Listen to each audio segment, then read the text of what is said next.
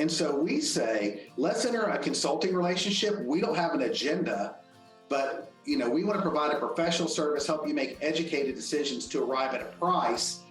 And everybody thinks that I have some persuasive, poetic way of selling it. I don't. I bring it up. The best clients are usually writing me a check before I finish the sentence. So.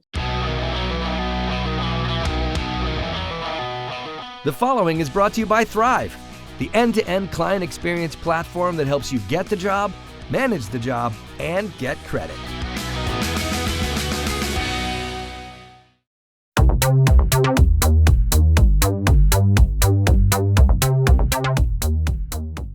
Hey, this is Gordon Henry at Winning on Main Street. First show of 23. I hope you all had a happy new year, and let's have a great year together. This week, we're fortunate to be meeting Brady Fry. Welcome to the show, Brady. Hey, thanks for having me. Glad to be here. All right, so listeners, we've got a real entrepreneur on our hands today. Brady Fry runs Fry Classic Construction in Nashville, Tennessee, building beautiful high-end homes. He's got a full-service general contracting firm specialized in new residential construction and remodeling. They're expert builders. Every home is completely customized to suit the needs and personal preferences of each client. He's got tremendous insight on what it takes to be a successful contractor, and he's going to share it with you today. What are we listening to get out of the show? What should you get out of the episode? Listen to an expert who can give you insights on what not to do as well as what to do, particularly if you're a contractor, but really any small business. And this will impact the jobs you bid on and the price you charge, and also how you manage your business. So Brady, let's get into it. Just to scroll through your website, fryclassicconstruction.com, which I did before the show, shows, you definitely build beautiful homes that most people would love to live in. But I'm real interested to hear about the journey. How did you get into building beautiful homes, and how did you build your company? Yeah, well, I live in Nashville, Tennessee. Like many people that came to Nashville, I came here for my love of music. As a high school and young adult, I aspired to work in the music industry and attended Belmont University, which a lot of people aspire to be in the music industry attend. And so I came here, kind of from a creative perspective. I've said it many times, Nashville is like the World Series of music. All the best players from all over the world are congregating in this one area.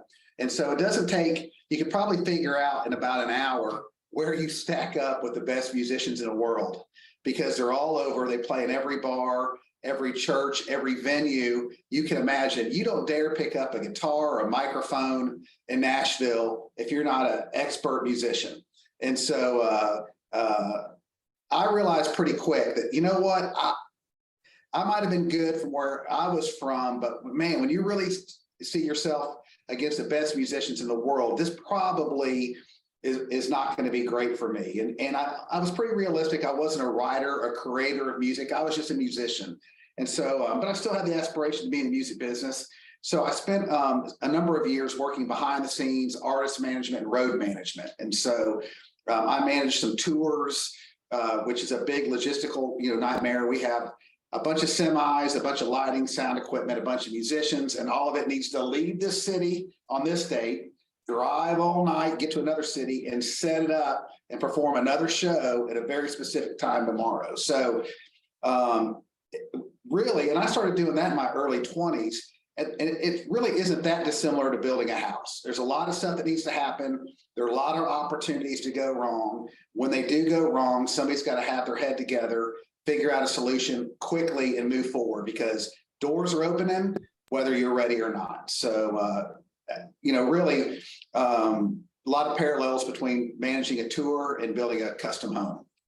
Wow, that's fascinating. I didn't expect that kind of answer. I never heard that. And what do you play? You play guitar? I play guitar. Yeah, I got a couple sitting in my office. Okay, very cool. Well, interesting start to a career that wouldn't seem to be connected, but I guess it is. Just switching gears a little bit. So Nashville, in addition to being an amazing country music place, I don't know if it's foresight or luck, but it's also one of the hottest markets in the country for construction and just general growth, right? I mean, the place is really on fire. It's been a rocket ship really in the 30 years that I've been here.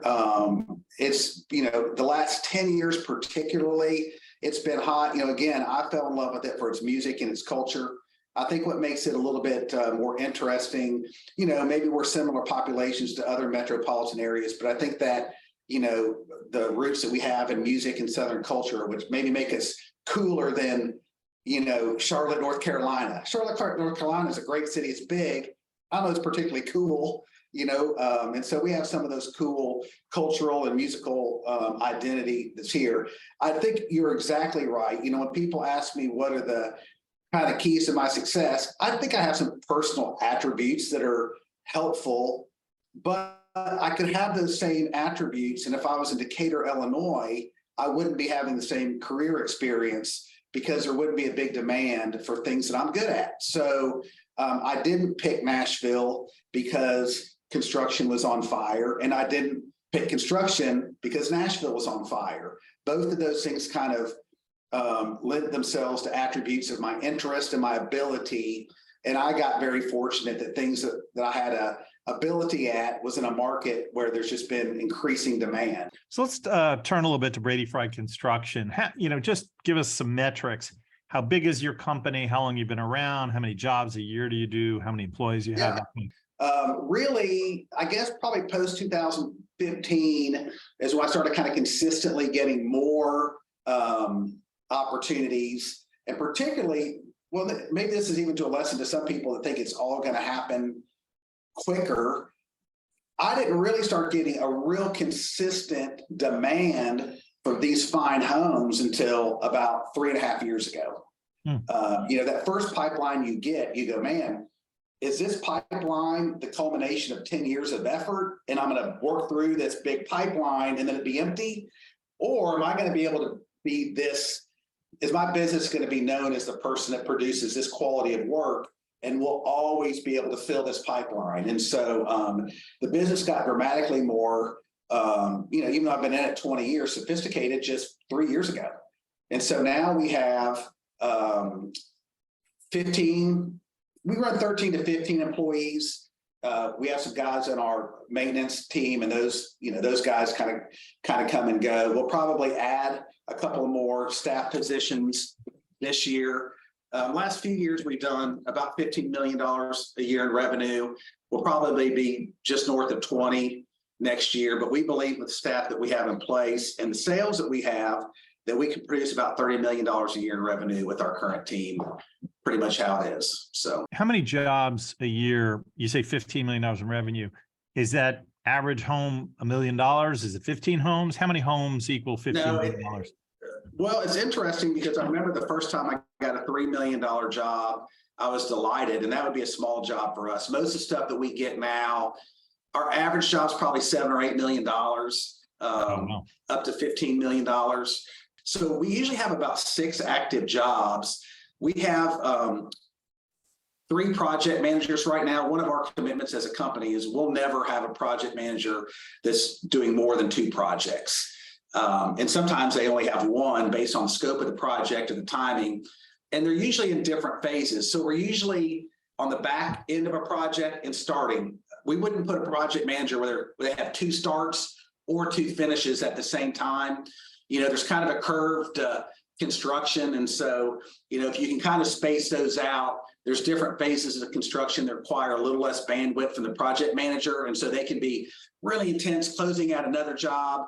Another job might be getting framed that takes 2 months to frame it, and they don't have to be hovering every second of the day for that task to happen. So that's a pretty sophisticated operation. And I'm wondering, as you've grown, as you've scaled the business, just how you've successfully scaled it. And particularly, we're always interested on the show in sort of the systems, the technology. We'll get to social media and that stuff in a minute, but I'm talking more your back office.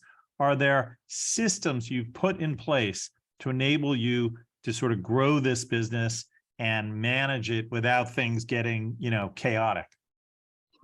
Yeah, I think that's always the kind of the challenge of the entrepreneur. You're always looking to do that. I'll address your question kind of 2 different ways. The business is very much a part of me. I mean, I built it mostly as a solo entrepreneur. I am a builder. I consider myself a builder first, not a businessman. I didn't look at spreadsheets and rates of return and go, man, I'm going to go into construction. I look at things from a trade perspective. So in terms of how we produce our product, it's very personal to me. Even among our project manager team, it's got to look like I did it myself. And I tell everybody, I will go back to building them myself to maintain this quality. But if I do, we don't need 15 people. So in terms of what the expectation is on the final product, it's very personal to me. And it's very much my fingerprints on how things look, what our quality standards are. Now, when you talk about operation and technology and systems, I'm different. I'm more of a big picture guy on that sort of thing. And so as you start building your business and you realize people have other aptitudes, you now have a full-time estimating and purchasing department, 2 talented young women that are way more capable of going through really detailed specifications, line by line by line by line by line, and confirming those. With the supply chain we have now, if there's a mistake, the reconciliation might be 20 weeks away. So the stakes are very high. It's not really my aptitude. And so we're using some technologies. We use a construction management tool, Co-Construct, which is one of the nationally distributed marketing products. But what I'll say, so we're using that product, but I didn't even onboard the product. As a business owner, I don't think I would have been that effective at onboarding the product. So I went to my employees that are better at that thing. I said, hey, here's first of all, you assess this technology. Do you think this is technology to be valuable? Yes. Okay. Would you be in charge of onboarding the product? So if it was up to me attending all the education seminar, going through the frequently asked questions, not a chance it would happen. Not a chance.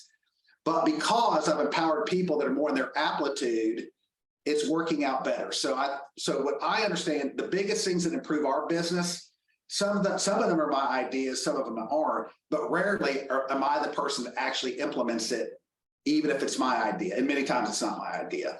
We know you're active on social media. I checked out your Instagram post. It's interesting that a person in your business and you being the boss is interested in that, but you are. Why? Well, I just want to be in the conversation. I enjoy consuming social media. I don't love contributing to social media.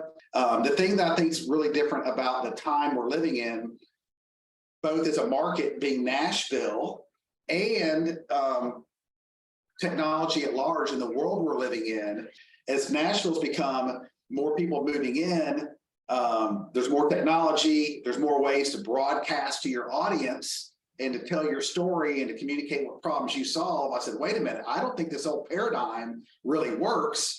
And I think if I just assume, because I've traditionally been in the conversation for the really good jobs, that I'm always going to be in the conversation, I might be wrong. And I don't want to find out when my phone hasn't rang for a year that that's true. And I don't want some 35-year-old builder who's doing a good job of communicating their value proposition, showing what problems they solve, to start taking my work. So, that's just kind of how I perceived it. Some people really love it.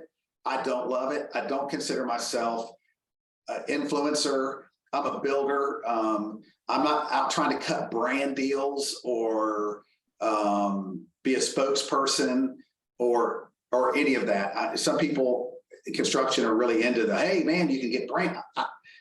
I want to be a builder. That's what I love doing. And so I want to keep building a builder. So I'll participate in social media and other forms of getting our message out to that end. So. Yeah, that's great. I want to switch gears a little bit and talk about bidding on jobs and pricing. I wonder if you have recommendations on bidding. How do you do it, and how do you recommend people, in the trade do it? And are there some classic things that people do wrong? Yeah, well, I think the first thing that people do wrong is competitively bid anything. And I walk a lot. I've been getting in shape and have some fitness goals. And so I walk a lot. I have a lot of time to think. And I don't know, I'm kind of an introspective person in that respect. And I thought, what if we ordered a steak like we order professional services? If somebody just put out a memo and said, I would like a filet Friday night, and I'm going to buy the cheapest proposal I get, how good do you think that steak would be? It'd be terrible. If the basis for winning the steak was price, you would, but we don't buy steak that way. Somebody goes, hey man, if you want a really good steak in a really comfortable environment, it's $65, right? And so we've made this agreement when we purchase steak that we will buy a $65 steak that is tasty and prepared well in a comfortable environment. And we accept that, and we actually enjoy it. And if somebody gave us a steak that tasted like shoe leather, and then we said, what is this? This is horrible. And you said, yeah, that's a $9 filet, there would be no satisfaction in enjoying that steak. And so when I encourage people of any professional sales responsibility, you don't want to be considered a person who's bidding a project. You want to be present yourself as a professional consultant. So now I'm not bidding it. I'm in a consultant relationship. And so what I do with my customers is we can talk about some general guidelines. You know, there's some things that we need to vet in terms of where's the project, what's your budget, some expectations. But before they really want me to be doing any meaningful work, I have a pre-construction agreement. And that pre-construction agreement has a fee. And so immediately we're on a one-on-one consulting relationship. And if they're just going to go out and get a bunch of proposals, there's no standardized formatting. In construction, we always get plans that have omissions, errors, lack of information. There's no standard bidding document. It's not even relative in what we do. Having 5 guys look at it can almost tell you nothing meaningful. And so we say, let's enter a consulting relationship. We don't have an agenda, but we want to provide a professional service, help you make educated decisions to arrive at a price, not just take bad plans with little or no information, attach a price to it, hope that we set a price that was lower than anybody else's, and then you decide to hire us. It's a bad way to get a job. And what I have found is the best clients, it's funny, these young builders, they've heard me speak on this subject before, and they'll call me and go, I can't do that in my market. And I say, if nobody's doing your market, what an easy way to differentiate yourself. Even better if nobody's charging for consulting services, even better. And the best clients immediately realize the value. Like I spend so little time trying to justify it, and everybody thinks that I have some persuasive, poetic way of selling it. I don't. I bring it up. The best clients are usually writing me a check before I finish the sentence. So, but it's been the most powerful things: qualifying your customers better, attaching some stakes that verify their commitment to you. And I'll liken it to this. I don't know what kind of vehicle you drive, but if you take a car to an auto body shop, there's an assessment fee. You're not required to replace your transmission, but they don't pull your engine, get a guy underneath there on a dolly on his back for 3 hours to tell you how much it is, and then do you go take it somewhere else to get fixed? That person's getting paid to assess what your needs are and to prescribe a formula for you. Construction should be the same way. I think that process of attaching an agreement, a fee, some expectations, make sure that both people, are on the path towards an actual project. They're just not out tire kicking and price shopping. So I want to touch on a subject that I think is near and dear to your heart, which is hiring your workforce and the talent that you need to do what you do. Is it a challenge for you to hire people, find people? Yes, but I will say, a couple of things. I mean, yes, but I think the key to it is you got to live in a recruiting mindset. If you meet somebody who's really sharp, you might not have a position for them right now, but there's people that I've had relationships with years before they came to work for me. They didn't need a job and I didn't have a job. So I think as business owners, I feel like I'm a pretty good, I recognize talented people. I just feel like I see that person, I go, wow, this person is sharp. Man, I'd love to find a place for them. And so I just think that if you're not looking for talent until you need talent, you're always going to be behind. If you're always looking for talent and you love talent, you're never behind. Because I usually have 4 or 5 people that I'm going, man, I can't wait till I have a spot. I'm going to call that person up. So I think you just have to have that recruiting mindset. And I have it because I enjoy people and I enjoy talented people. And so, when I meet people that impress me, I remember it. I stay in touch with them. I can't wait to an opportunity where I get to call them and go, hey, where are you at in your life? You willing to think about a move? Man, we got a spot. And, I don't have any formal training in recruiting or hiring practices. Probably some of my practices are anti what the traditional business world would tell you, but it's just how I work. I trust my gut pretty implicitly. So you have a philosophy about how to run the business in a way that you think is going to make it work, not just for you personally, but also make it attractive for the employees, right?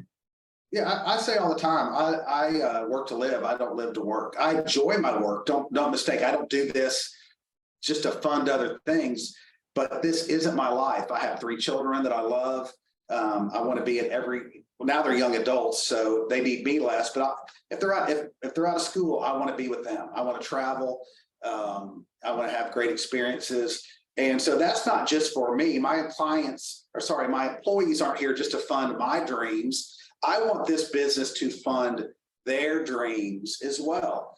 One thing I really admire about Gary Keller, who was the visionary and the namesake of Keller Williams Realty, is Gary said, hey man, I kind of want to be like a Mac computer, and I'll be this platform, and then other people can bring things, and man, this thing can just grow, and they can realize their dreams and ambitions inside of what I'm doing.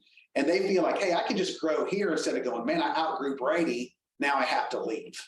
And so I say it, I believe it. I've had employees say, man, I'm gonna have to work on this on Saturday. I go, we'll get to it Monday. Let's just do it Monday, recharge over the weekend. And so I think that's a little bit less typical in construction because we're used to go, go, go, go, go, go, go. And what I've encouraged my peers in the construction industry to realize, we're in a competition now for talent. And construction, traditionally, a lot of people that are in construction ended up here, particularly in the labor force. They didn't choose to be a painter or a tradesperson.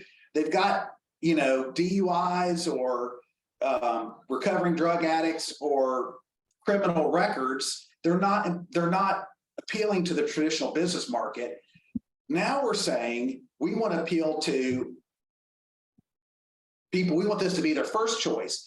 Well, if this is going to be their first choice, we have to compete with other industries and have vacation time and sick days and benefits. Those things haven't traditionally been available in residential, some big commercial outfits, but that's been almost unheard of in residential construction. And I think if these people want to solve the labor gap and hire the best talent, they're going to have to compete with the other industries for those prospects. Just in the last few minutes we have, I wanted to ask you a couple more personal questions. First of all, do you have any mentors, who've been critical to your development along the way? Well, it's interesting. I don't have that formal. It's interesting because I'm a mentor for other people. They've called me and said, will you mentor me? And I say yes. And I say, hey, congratulations for you.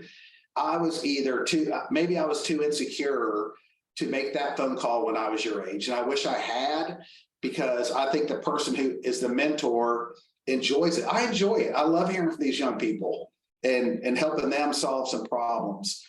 So I don't have that formal one person that I have coffee with once a month or that I pick up the phone and call. But there are people that are, one of the things I've tried to say to these younger builders that I try to help, we want somebody to hand us the picture of what it takes to do it. But it's not really a picture, it's a puzzle.